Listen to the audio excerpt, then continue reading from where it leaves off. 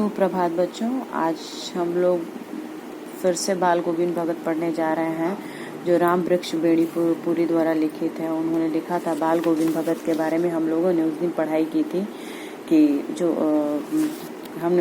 थी कि बाल गोविंद भगत मंजुले कद के गोरे चिट्टे आदमी थे, 60 से ऊपर के होंगे। बाल पक गए थे, लंबी दाढ़ी तथा जटाजूट तो नहीं रखते थे, किंतु हमेशा उनका चेहरा सफ़ेद बालों से ढका हुआ रहता था, जगमग ही करता था। कपड़े बिल्कुल कम पहनते थे। कमर में एक लंगोटी मात्र और सिर पर एक कमरपंथियों किसी कनपट्टी टोपी लगी रहती थी। हम लोगों ने उनके बाल गोविंद भगत के बारे में पढ़ाई की थी। अब हम आगे उनके बारे में पढ़ते हैं कि उस गोदी में पियवा चमक उठे, सखिया चिहुक उठे ना।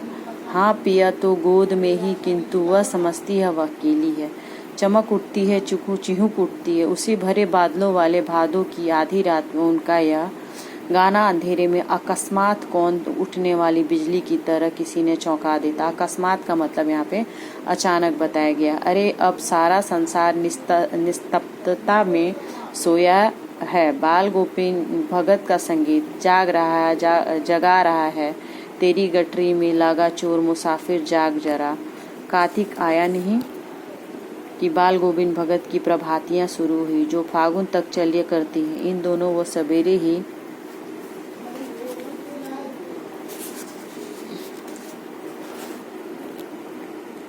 उठते, ना जाने किस वक्त जाकर वह नदी स्थान को जाते, गांव से 2 मील दूर।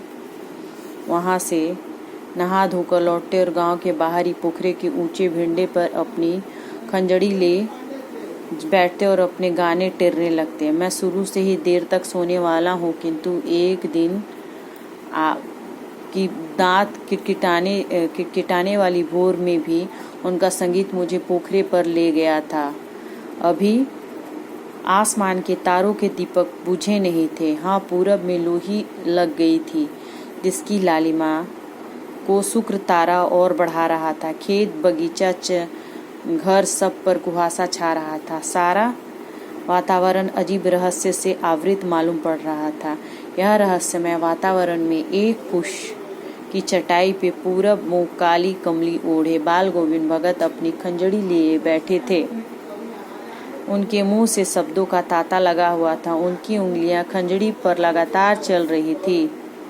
गाते गाते इतने मस्त हो जाते थे, इतने सुरूर में आते, उत्तेजित हो उठते कि मालूम होता अब खड़े हो जाएंगे। कमली तो बार बार शीशे नीचे सरक जाती। मैं जाड़े से कपकपा रहा था, किंतु तारे की छांव में भी उनके मस्तक को श्रम बिंदु जब तब चमक ही पड़ते।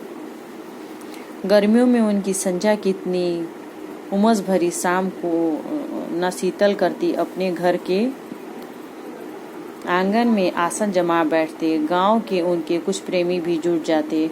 खंजाड़िया और करतालों की भरमार हो जाती। एक पद बाल गोविंद भगत कह जाती, उसकी प्रेमी मंडली उसे दोहराती। धीरे धीरे स्वर ऊंचा होने लगता, एक निश्चित ताल, एक निश्चित गति से। उस ताल स्वर के चढ़ाव के साथ श्रोताओं के मन भी इनके ऊपर उठने लगते। धीरे धीरे मन तन पर हावी हो जाता। होते होते एक क्षण ऐसा आता कि बीच में खंजड़ी लिए बाल गोविंद भगत नाच रहे हैं और उनके साथ सबके तन और मन नृत्यशील हो उठे हैं। सारा आंगन नृत्य, संगीत और संगीत से ओतप्रोत है। बाल गोविंद भगत की संगीत साधना का चरम उत्कर्ष उस दिन देखा गया जिस दिन उनका बेटा मरा। इकलौता बेटा था वह, कुछ सुस्त और भोधा सा था, किंतु इसी कारण बाल गोविंद भगत उसे और भी मानते। उनकी समझ में ऐसे आदमियों पर ही ज्यादा नजर रखनी चाहिए या प्यार करना चाहिए, क्योंकि ये निगरानी और मोहब्बत के ज्यादा हकदार होते हैं। बड़ी साध से उसकी शादी कराई थी। पतोह बड़ी ही सुभग और सुशील मिली थी। घर पर की पूरी प्रबंधिका बनकर भारत को बहुत कुछ दुनियादारी से निवृत्त कर दिया था उसने। उनका बेटा बीमार है, उसकी खबर रखने वालों को कहाँ फुर्सत है, किंतु मौत तो अपनी ओर सबका ध्यान खींचकर ही रहती है। हमने सुना है बाल गोविंद भगत का बेटा मर गया। कौतूहल बस उनके घर गया, देखकर हृदयंग रह गया। बेटे को आंगन में चटाई पर लेटाकर एक सफेद कपड़े से ढांक रखा है। वह कुछ पल तो हमेशा ही रोकते रहे, उन फूलों में कुछ तोड़कर उस पर बिखरा दिया। फूल और तुलसी दल भी। सिरहाने का एक चिराग जला रखा है और उसके सामने जमीन पर आसन जमाए गीत गाए चले जा रहे हैं। वही पुराना स्वर, वही पुरानी तल्लीनता। घर में पतोहू रो रही है, जिसे गांव की स्त्रियां चुप कराने की कोशिश कर रही है, किंतु बाल गोविंद भगत गाए जा रहे हैं। हाँ, गाते गाते कभी कभी पतोहू के नजदीक भी जाते हैं, उसे रोने के बदले उत्सव मनाने को कहते हैं। आत्मा परमात्मा के पास चली गई, बिरहनी हम अपनी प्रेमी से जा मिली। भला इससे बढ़कर आनंद की कौन बात। मैं कभी कभी सोचता यह पागल तो नहीं हो गया, किंतु नहीं, वह जो कुछ भी कर रहे थे उस पर उनका विश्वास था। वह चरम विश्वास जो हमेशा मृत्यु पर विजयी होता है। बेटे की क्रियाक्रम में तूल नहीं किया, पतोहू से आग दिलाई उसकी, किंतु जो ही श्राद्ध की अवधि पूरी हुई, पतोही के भाई को बुलाकर उसके साथ कर दिया, यह आदेश देते हुए कि उसकी दूसरी शादी कर देना। उधर पतोही रो रो कर कहती, मैं चली जाऊंगी तो बुढ़ापे में आपको और आपके लिए भोजन बनाएगा, बीमार पड़े तो कौन एक चुल्लू पानी देगा। मैं पैर पड़ती हूँ, मुझे अपने चरणों से अलग नहीं कीजिए। लेकिन भगत का निर्णय अटल था। तू जा नहीं तो मैं इस घर को छोड़कर चल दूंगा। यह थी उनकी आखिरी दलील, और इस दलील के आगे बेचारी क्या चलती।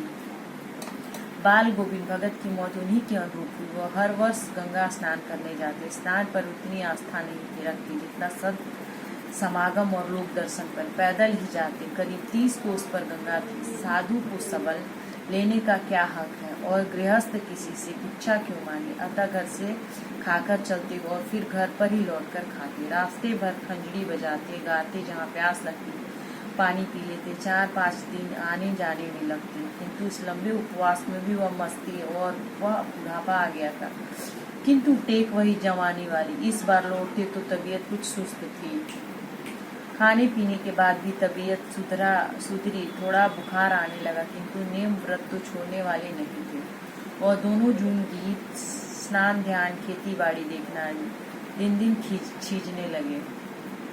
लोगों ने नहाने धोने से मना, किंतु आराम करने को कहा, किंतु हंसकर टाल देते। उस दिन भी संध्या में गीत गाए, किंतु मालूम होता जैसे धागा टूट गया हो, माला एक एक दाना बिखरा हुआ। भोर में लोगों ने गीत नहीं सुना, जाकर देखा तो बाल गोविंद भगत नहीं रह सकते, उनका पंजर पड़ा हुआ था।